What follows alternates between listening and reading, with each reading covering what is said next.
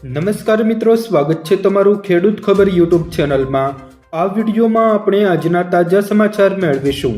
તો વિડીયોમાં આગળ વધીએ તે પહેલાં તમે અમારી ચેનલમાં નવા છો તો ચેનલને નીચે દર્શાવેલું લાલ કલરનું સબસ્ક્રાઇબ બટન દબાવી ચેનલને જરૂર સબસ્ક્રાઇબ કરી લેજો।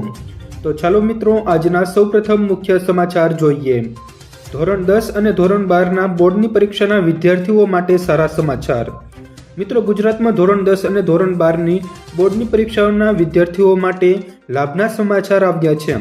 શિક્ષણ બોર્ડ દ્વારા ધોરણ 10 અને ધોરણ 12ની પરીક્ષા માટે ફોર્મ ભરવાની મુદત લંબાવવા સાથે 3 તબક્કામાં લેટ ફી સાથે ફોર્મ સ્વીકારવામાં આવશે। ધોરણ 10 અને ધોરણ 12માં સાયન્સમાં શનિવારે ફોર્મ ભરવાનો છેલ્લો દિવસ હોવાથી 6 ડિસેમ્બર સુધી મુદત લંબાવવામાં આવી છે। આમ મિત્રો, વાત કરીએ તો જે વિદ્યાર્થીઓએ બોર્ડની પરીક્ષાના ફોર્મ નથી ભર્યા તે 6 તારીખ સુધીમાં ભરી શકે છે। ત્યારબાદના મહત્વના સમાચાર તરફ આગળ વધીએ। મહિલાઓને મળશે 10,000 રૂપિયા સહાય। મિત્રો, ઓડિશાની સરકારની આ યોજના હેઠળ તે મહિલાઓને એક વર્ષમાં 10,000 રૂપિયાની આર્થિક સહાય આપે છે, જેમની પાસે ઓડિશાનું ડોમિસાઇલ પ્રમાણપત્ર છે। આ ઉપરાંત યોજના હેઠળ લાભ મેળવવા માટે મહિલાઓને ઉંમર પણ નક્કી કરવામાં આવી છે। આ યોજના હેઠળ માત્ર 21 વર્ષથી 60 વર્ષની મહિલાઓને જ લાભ મળે છે। આ સિવાય જે મહિલાઓના નામ રાષ્ટ્રીય ખાદ્ય સુરક્ષા અધિનિયમ અથવા તો રાજ્ય ખાદ્ય સુરક્ષા અધિનિયમ હેઠળ જાહેર કરાયેલા હશે અથવા રાશન કાર્ડમાં નોંધાયેલા જરૂરી છે। જો રાશન કાર્ડમાં નામ નોંધાયેલું છે તો તે મહિલાઓને 10,000 રૂપિયાની આર્થિક સહાય આપવામાં આવશે। ત્યારબાદના મહત્વના સમાચાર તરફ આગળ વધીએ તો પ્રધાનમંત્રી જન આરોગ્ય યોજના માટે બહાર પડશે નવી માર્ગદર્શિકા। મિત્રો, સરકારે પ્રધાનમંત્રી જન આરોગ્ય યોજનાના નિયમોમાં મોટા ફેરફાર કર્યા છે। નવા નિયમો મુજબ હવેથી એન્જિયોગ્રાફ અને એન્જિયોપ્લાસ્ટીની સર્જરીના વિડીયો મોકલવા પડશે। એક નવું પોર્ટલ પણ તૈયાર કરવામાં આવશે। યોજના હેઠળ આવતી હોસ્પિટલની આરોગ્ય અધિકારીએ લેવી પડશે મુલાકાત। ત્યારબાદના મહત્વના સમાચાર તરફ આગળ વધીએ તો વિજય રૂપાણીને નવી જવાબદારી સોંપવામાં આવી। મિત્રો, મહારાષ્ટ્રમાં મુખ્યમંત્રીની પસંદગીનો નિર્ણય લેવા માટે ગુજરાતના પૂર્વ મુખ્યમંત્રી વિજય રૂપાણીને કેન્દ્રીય નિરીક્ષક બનાવવામાં આવ્યા છે। કેન્દ્રીય મંત્રી નિર્મલા સીતારમણને પણ નિરીક્ષક તરીકે નિયુક્ત કરવામાં આવ્યા છે। મહારાષ્ટ્ર પક્ષના નેતાને ચૂંટવા માટે કામગીરી જોડાશે। હવે ભાજપ ટૂંક સમયમાં મહારાષ્ટ્રમાં ધારાસભ્ય દળના નેતાની પસંદગી કરશે। આમ મિત્રો, વાત કરીએ તો હવે મહારાષ્ટ્રમાં ટૂંક જ સમયમાં મહારાષ્ટ્રના મુખ્યમંત્રીનું નામ જાહેર થશે। ત્યારબાદના મહત્વના સમાચાર તરફ આગળ વધીએ તો ઠંડી ભૂકા બોલાવશે, અંબાલાલ પટેલની આગાહી। મિત્રો, સમગ્ર રાજ્યમાં ધીમે ધીમે ઠંડીનું જોર વધી રહ્યું છે। તેવામાં હવામાન નિષ્ણાંત અંબાલાલ પટેલે આગામી દિવસોમાં ઠંડી વધવાની આગાહી કરી છે। તેમની આગાહી મુજબ ડિસેમ્બર મહિનામાં ઠંડી ભૂકા બોલાવશે। ખાસ કરીને ઉત્તર ગુજરાતમાં ઠંડીનું જોર વધશે। મહેસાણા, બનાસકાંઠા, સાબરકાંઠા અને પંચમહાલમાં તાપમાનનો પારો 12 થી 15 ડિગ્રી સુધી પહોંચી જશે। રાજ્યના અન્ય વિસ્તારો પણ ઠંડીમાં ઠૂંઠવાશે। ત્યારબાદના મહત્વના સમાચાર તરફ આગળ વધીએ તો ગુજરાત આરોગ્યને લઈને કડક કાયદો બનાવવામાં આવ્યો। મિત્રો, આરોગ્ય મંત્રી ઋષિકેશ પટેલની અધ્યક્ષતામાં શનિવારે ગાંધીનગર ખાતે ક્લિનિકલ એસ્ટાબ્લિશમેન્ટ એક્ટ હેઠળની સ્ટેટ કાઉન્સિલ બેઠક યોજાઈ હતી।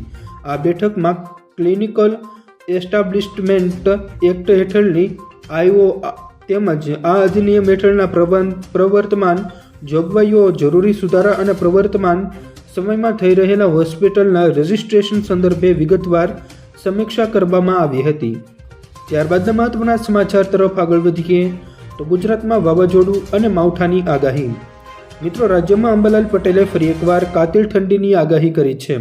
તેઓએ જણાવ્યું છે કે ગુજરાતમાં ફેંગલ વાવાઝોડાની અસર વર્તાશે। આ સાથે વાવાઝોડાની અસર બંગાળની ખાડીમાં થઈ છે તો બંગાળની ખાડીમાં અસર થતાં ગુજરાતમાં તેની અસર જોવા મળશે। રાજ્યભરમાં વાદળછાયું વાતાવરણ રહેશે।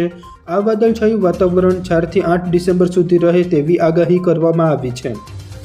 ત્યારબાદના મહત્વના સમાચાર તરફ આગળ વધીએ તો એપ્રિલ અને સપ્ટેમ્બર મહિનામાં એફડી રોકાણ 45% વધ્યું। મિત્રો, ભારતમાં એપ્રિલ અને સપ્ટેમ્બર 2024માં ફોરેન ડાયરેક્ટ ઇન્વેસ્ટમેન્ટ એફડીઆઈ 45% વધીને $29.79 બિલિયન થયું છે, જે એપ્રિલ અને સપ્ટેમ્બર 2023માં $20.5 બિલિયન હતું। એફડીઆઈએ service, computer, software, hardware, telecom, pharma અને કેમિકલ્સ જેવા ક્ષેત્રોમાં ભારે રોકાણ કર્યું છે. ભારતમાં રોકાણ કરનારા મોટા દેશમાં મોરેશિયસ, સિંગાપોર, યુએસએ, નેધરલેન્ડ અને યુએઈનો સમાવેશ થાય છે. ત્યારબાદના મહત્વના સમાચાર તરફ આગળ વધીએ તો ફરી એક વખત ખેડૂત આંદોલન, ભયંકર ટ્રાફિક જામ, 4000 જવાન તૈનાત. મિત્રો વાત કરીએ તો આજે સંયુક્ત કિસાન મોરચાના નેતૃત્વમાં હજારો ખેડૂતો નોઈડાથી દિલ્હી તરફ કૂચ કરવાની તૈયારી કરી રહ્યા છે. તેઓ નોઈડાથી દિલ્હીના સંસદ ભવન સુધી વિરોધ કૂચ કરશે, જેને લઈને નોઈડા દિલ્હીને જોડતા હાઈવે છાવણીમાં બદલાઈ ગયા છે. ઘણી જગ્યાએ બેરિકેડિંગ કરવામાં આવ્યા છે. ટ્રાફિક પોલીસે એડવાઇઝરી જાહેર કરી છે. યુપી દિલ્હી બોર્ડર પર 3 કિલોમીટર લાંબો ટ્રાફિક જામ થયો છે. લગભગ 4000 જેટલા સૈનિકો તૈનાત કરવામાં આવ્યા છે. આમ મિત્રો વાત કરીએ તો ફરી એક વખત મોટું ખેડૂત આંદોલન થઈ રહ્યું છે.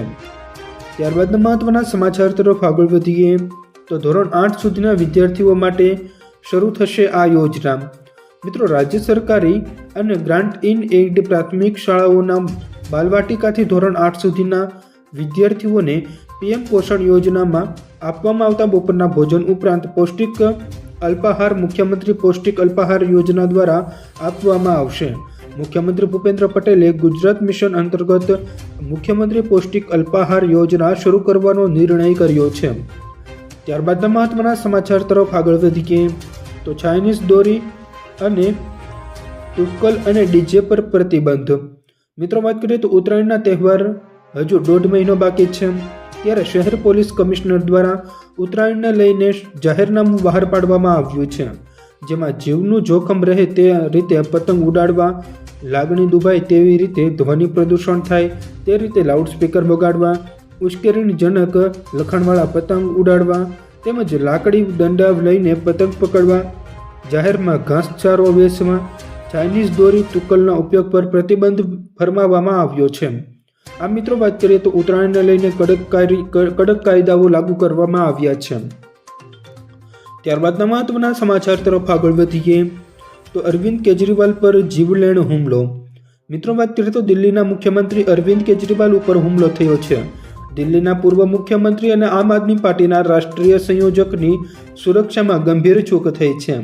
માલવીયાનગર વિસ્તારમાં પદયાત્રા દરમિયાન એક વ્યક્તિએ કેજરીવાલ પર પ્રવાહી ફેંકીને તેમને સળગાવવાનો પ્રયાસ કર્યો હતો. આમ મિત્રો વાત કરીએ તો દિલ્હીના પૂર્વ મુખ્યમંત્રી અરવિંદ કેજરીવાલ ઉપર હુમલો થયો છે. તો મિત્રો આ હતા આજના તમામ મુખ્ય સમાચાર.